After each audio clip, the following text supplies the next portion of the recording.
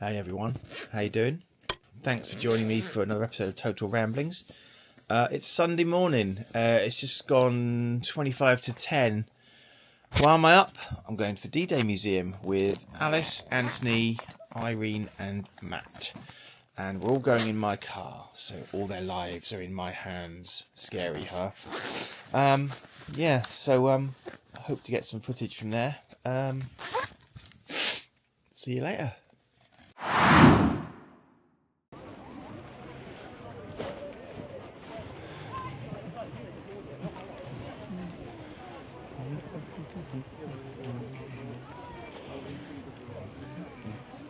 Yeah, next week.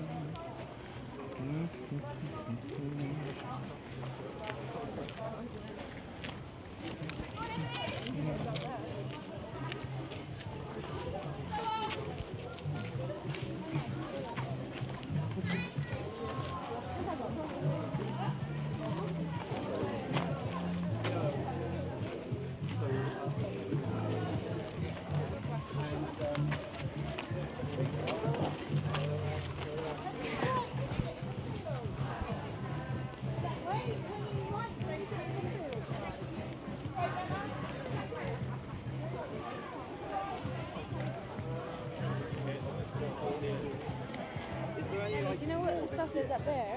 Like That's Southsea Castle. It's not. Is it special or is it just looks cool? That's Southsea Castle. Okay. Enough said. Do you get castles everywhere? Don't put that in your video. I'd say a castle's probably pretty special.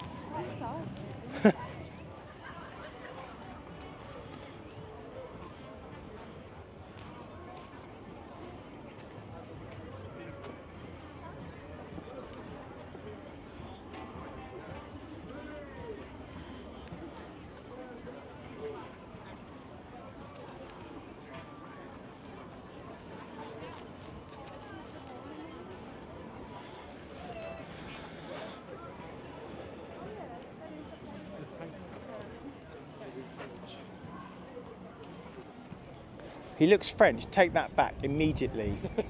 Oh no, he doesn't look French. He looks so much cooler than French. The architect of D-Day. So why don't we wear jackets like that? Yeah, right? Well, he's a general. He can get away with wearing whatever he wants. The Americans hated him. No, I don't see him much as a cancer.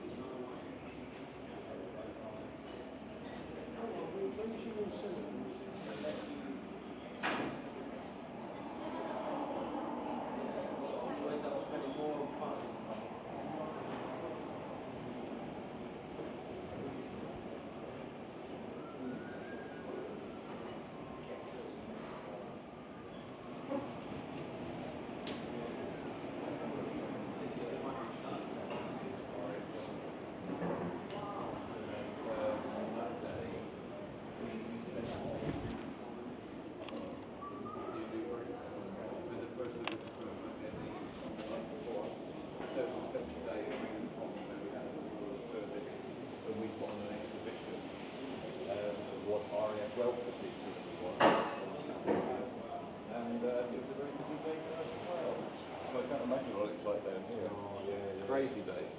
The red arrows are going around. I just saw. Didn't you see him on the time in Farnborough when you were working there? So? Well, every other year, for the shows. So what? Well, I know they're amazing, they always are. I breathe oxygen every minute. It doesn't mean I stop doing it. No, but I mean,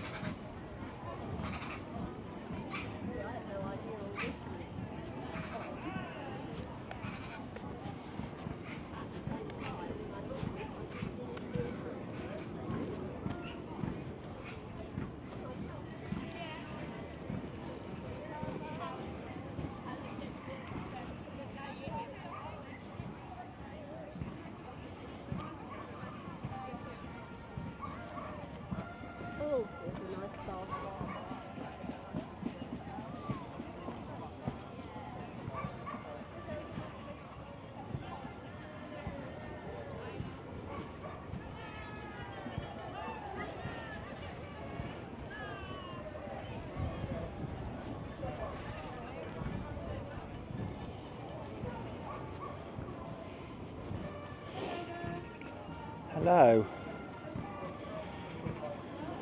Right, mind your feet, Anthony.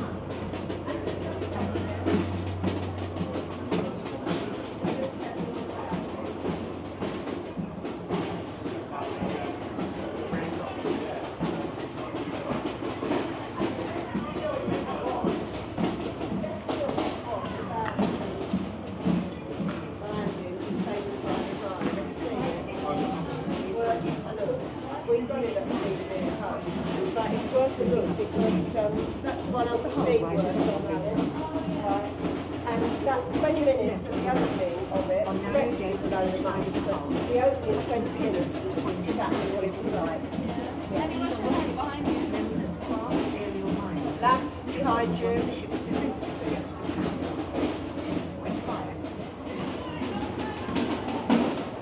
So, here we are on board the landing craft. There's the tank that used to be outside the museum. This floor's quite warm. I don't know if you can hear the band.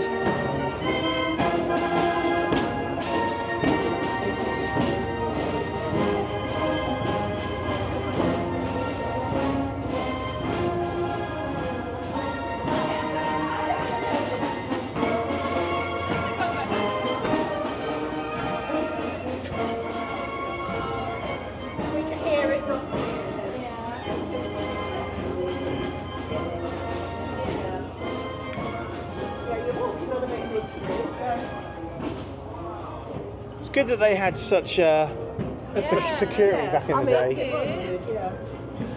We went to Pearl Harbor, John and I, and we went out on the boat, right.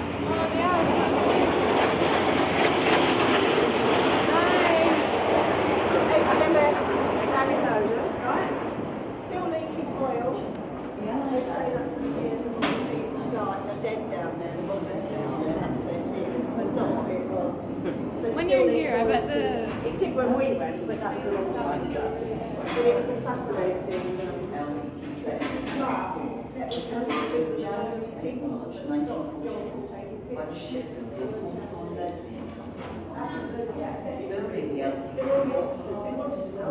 You can press these buttons, Anthony. There's a different video for each button you press.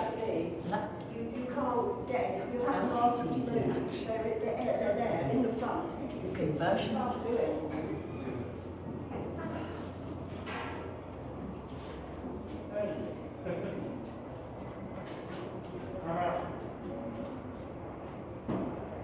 Saving LCT. Saving LCT.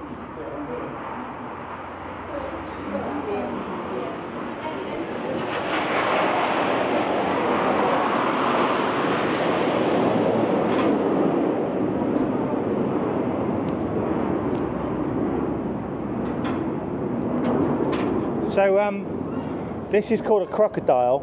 It's a Churchill tank with flamethrower attached, which is often the only way of getting people out of a bunker, because if you're on fire, you're not inclined to stay around. The Germans said it was unfair.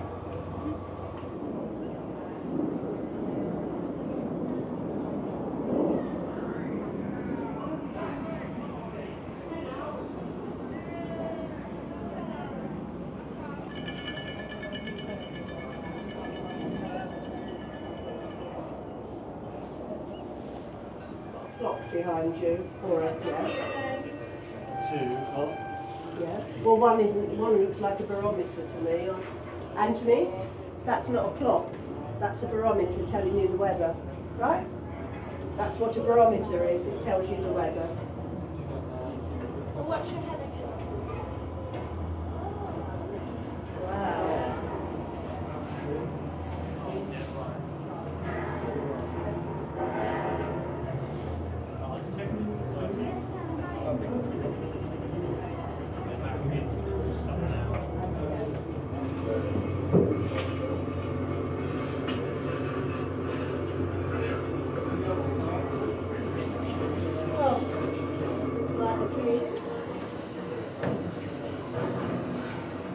Probably where the captain was.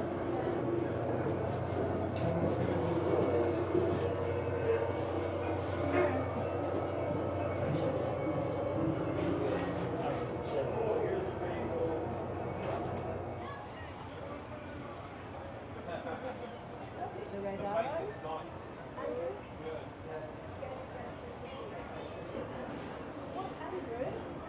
Andrew, what's that, the red arrow?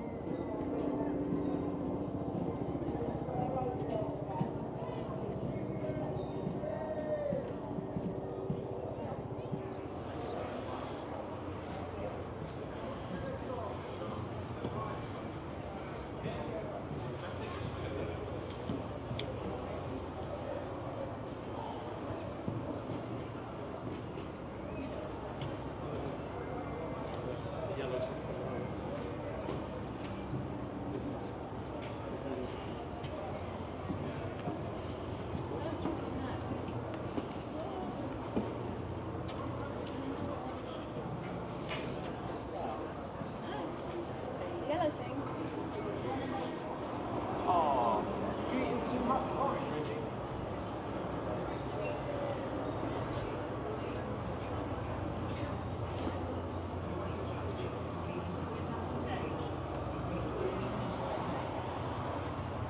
The large open deck on which you're standing has room for up to 10 taps.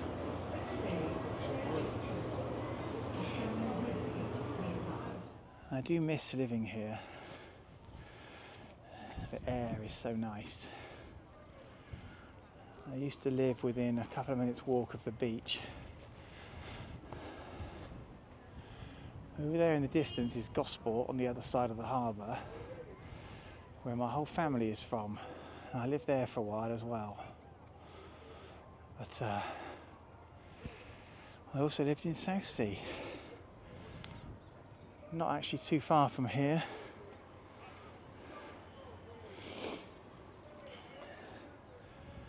And I moved when I got married. Well, just before I got married, but I moved because I was getting married.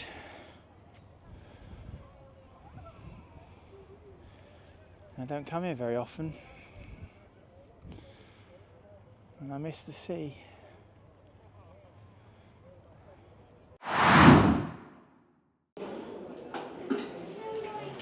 What's in it? Oh, shells, cartridges.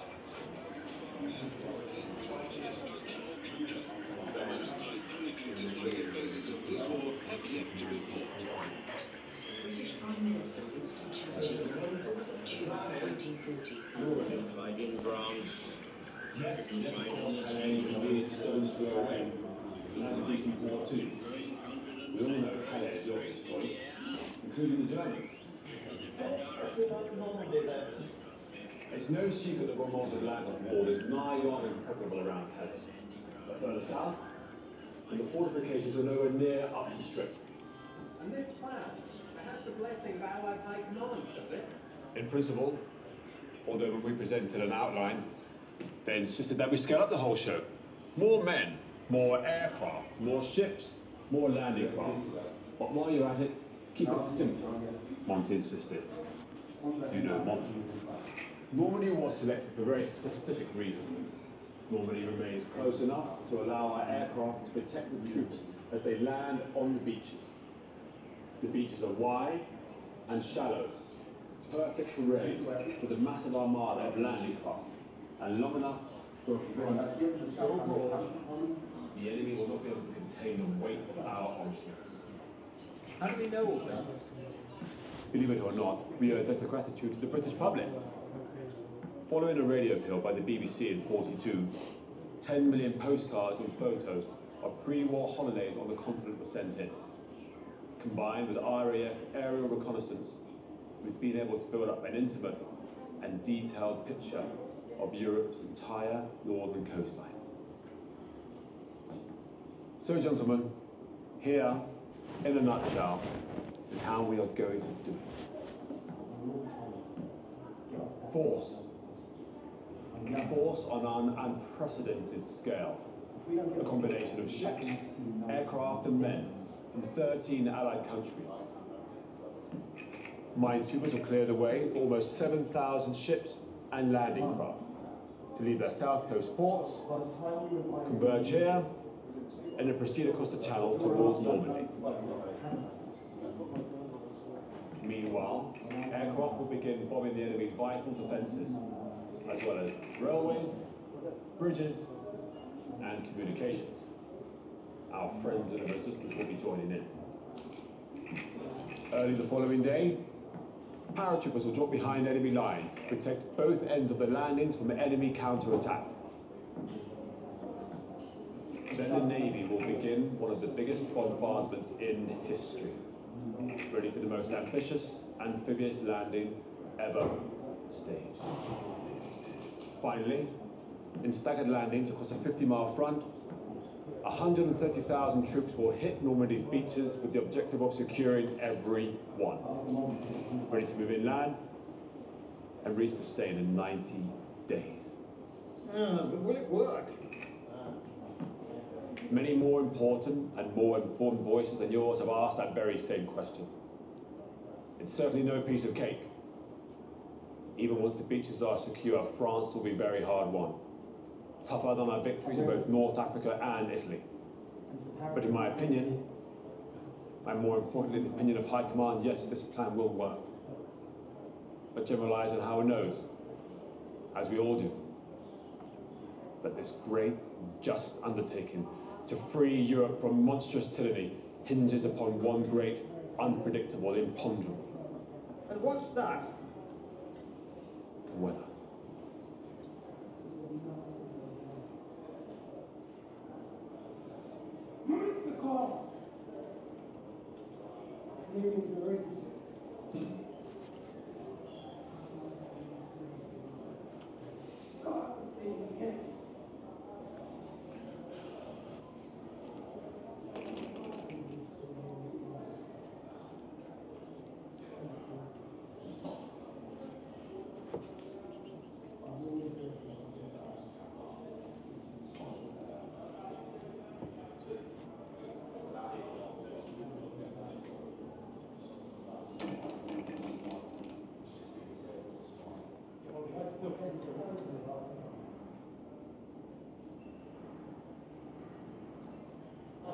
The Air Force.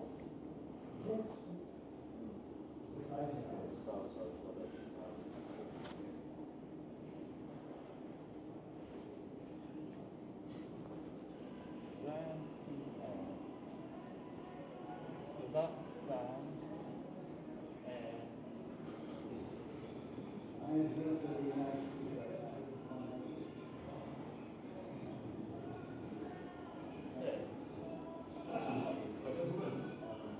So as you hear what it is,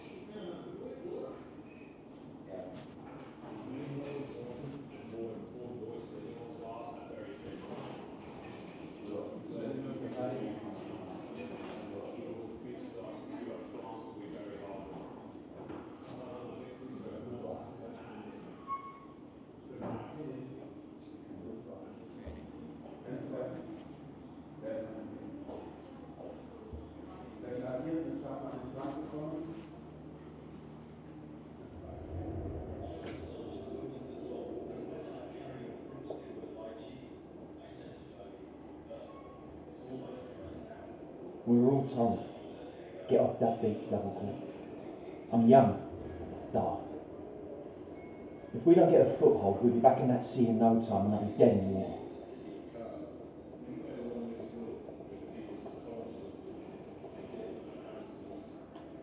Mum, by the time you and Irene read this, Your Archie will be chasing panthers back to Berlin. Morale's running high, so I want you to know that I ain't scared, or at least not Jerry. I don't want to see sick with my mates. You know I don't have that.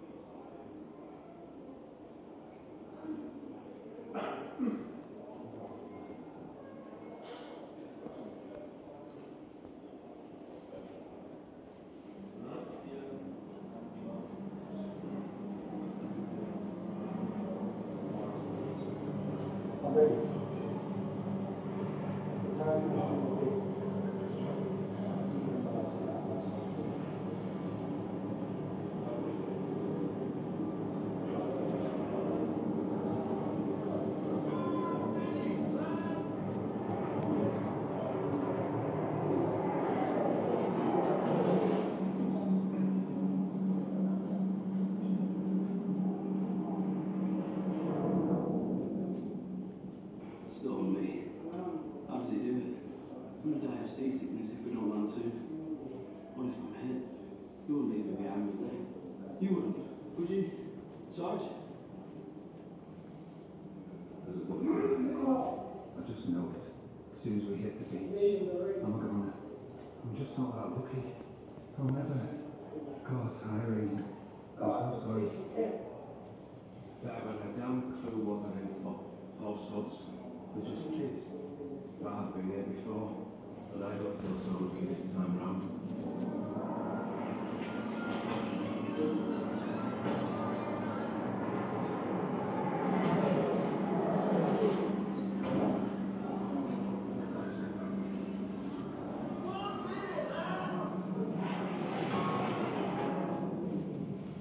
If the South Lancashire's cleared the way for us, it shouldn't be too bad, should it? I mean, the Jerrys can't be crack troops, can they? Not patrolling a beach. So we should be alright, shouldn't we? Jesus. We're taking one hell of a pounding. If we don't get there soon, we're either going to break up or be drowned in the process. Not taking my chances on the beach anymore. So, what are you going to do? Keep your bloody head down!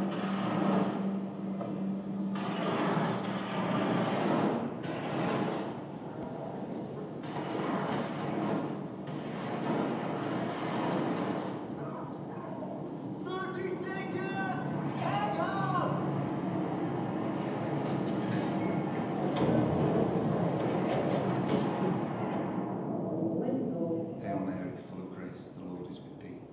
Blessed art thou amongst women, and blessed is the fruit of thy womb, Jesus. Holy Mary, Mother of God, pray for us sinners now, and at the hour of our death.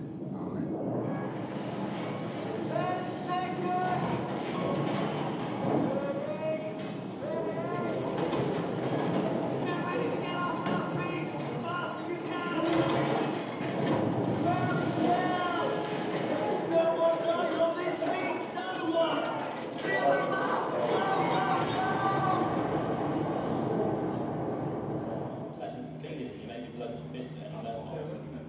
Joseph Newbold.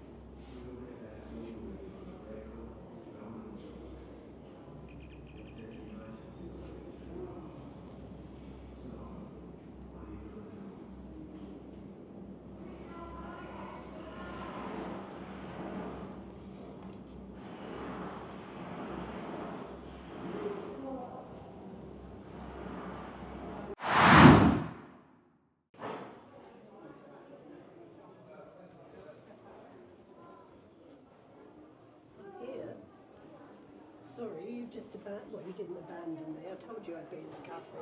Where's Anthony now? He's behind me somewhere. No, he's not.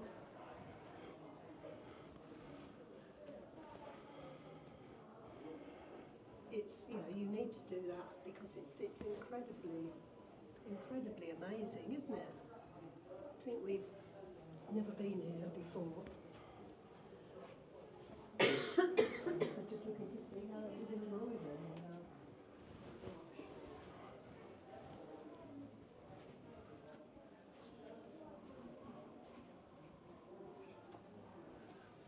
I'll go look for Anthony, Andrew. We've found him now.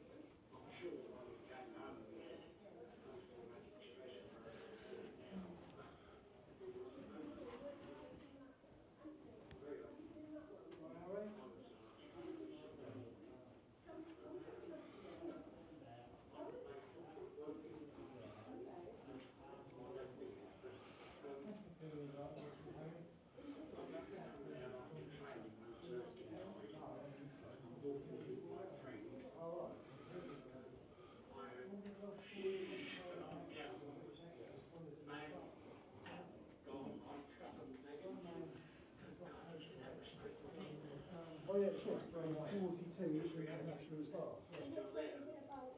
John Wayne was only the star about D-Day, right?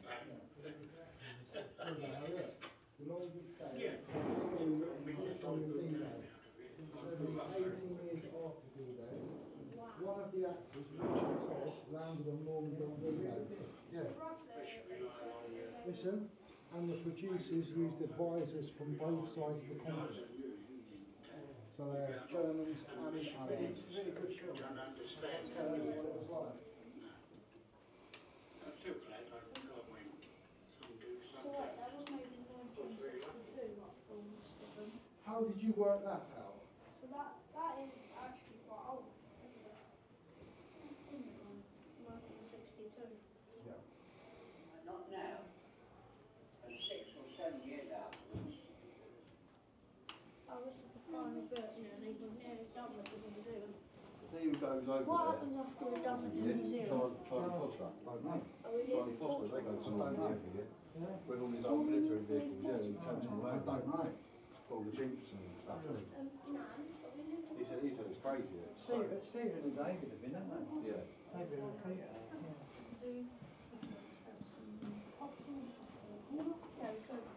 we could go to Southsea Castle. Couldn't we, down It's out the back, I think. Yeah, just go up there. It's quite nice to stop like this. Just to see the sea. You know what these things are called, Harry? Look. In the bottom of them boots. Oh, that just tells you how they made the wood. You looked at that before.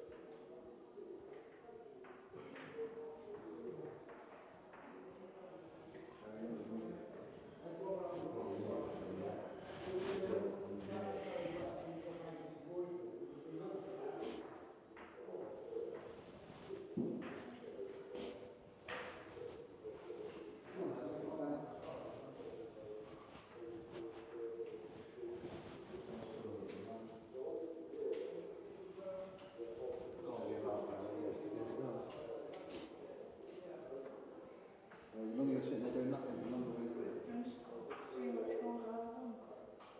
Yeah, no, yeah, that way.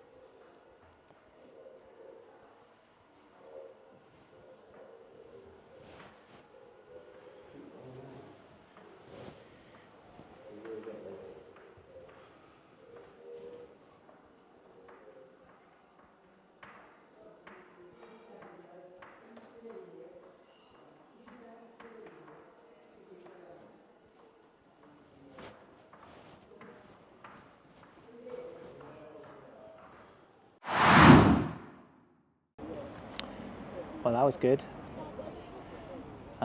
The landing craft wasn't here when I used to live here. The crocodile tank used to be outside. It's on board the landing craft now. I could have sworn this was in a different place, but what do I know? I've never actually been to the museum before, despite basically living around the corner. Yeah, so the embroidery was excellent, really, really good. The museum itself was really good as well. Some nice weapons in there, some good stuff. I was giving the everyone in the car a potted history of D-Day and World War II and World War I. I started at 1914 on the way down.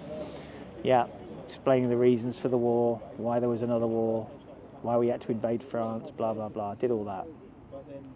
I love talking about this kind of stuff. Got a load of stuff in the shop. I will show you when I get home. We have to go home in a minute and then go and see Liz. And then I'll have the evening to myself and then back to work tomorrow. Thank you, Irene, for paying for the tickets for coming here. I don't know why I've never come here before. I just haven't. Most remiss of me. It's like you never go and see things that are right on your doorstep, do you? Life's weird like that. Hey, and I'm home, having visited Liz and had a McDonald's on the way home. As promised, I'm going to show you what I bought today at the D-Day Museum. Now, I'm a sucker for little shops at museums and things. I just can't help myself. So here's what I bought. Union flag tea towel. Probably won't use it as a tea towel, but you know, don't know what this does. Lets me see around corners apparently. Should we open it up and have a look? I'm all for silly little gadgets and expensive ones. Right, oh look. Basically just a little periscope thing. Sort of thing. So yeah, that'd be quite handy. Keep in my gadget bag. You never know. Bag from the museum. What else did I get? Oh yeah, now I've got one of these somewhere, but I don't know where it is right now, so I bought another one. It's a clicker that the troops would use on D-Day, and basically it was just for like simple identification. So they would click, and then somebody would click twice to kind of acknowledge. And like I say, I do have one somewhere, but I bought another one. So there you go. Also bought some coins, old British coins. As it happens, this one features a Ju-87 Stuka dive bomber, which is my favourite plane of all time. Anyway, what we have here, I don't even know what coin that is, if I'm honest with you. It's a George VI coin, anyway. Oh, that's a Spitfire magnet. That needs to go on the fridge. This is a halfpenny. I've got like some of these coins somewhere. This is air raids. Halfpennies I've definitely got. This is a sixpence. So if I understand rightly, this is the sort of coin that you would hide inside a Christmas pudding and then break your teeth on it and go, "Oh, aren't I lucky?" What's this one? 3 pence. Ooh. Now, I thought this was a 3 pence. Threepenny bit, a later one maybe. I don't know. I'm not an expert on coins, but I do have some of these somewhere as well. And lastly, a penny. I've got lots of these as well, somewhere knocking around.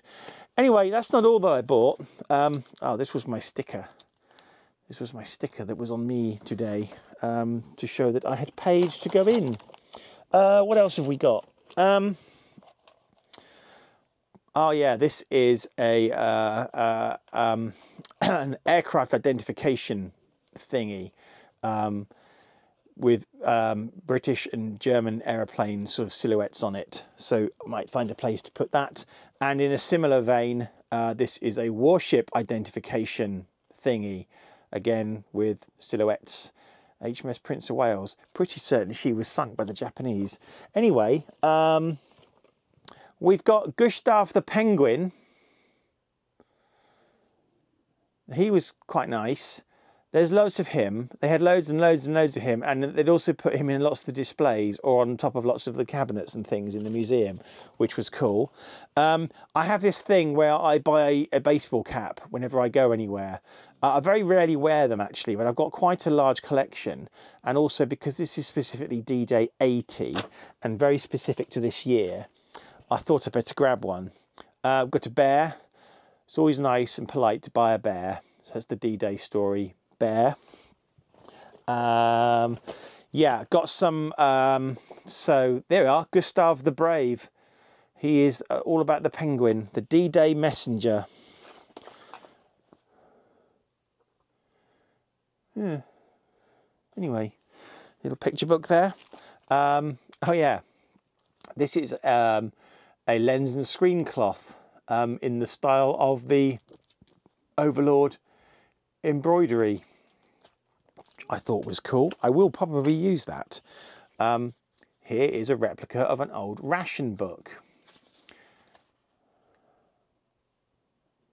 For that, it's got some retailers listed in there, and if we turn the pages, it's even got some bits that have been filled in. South Shields this was from. That was quite cool.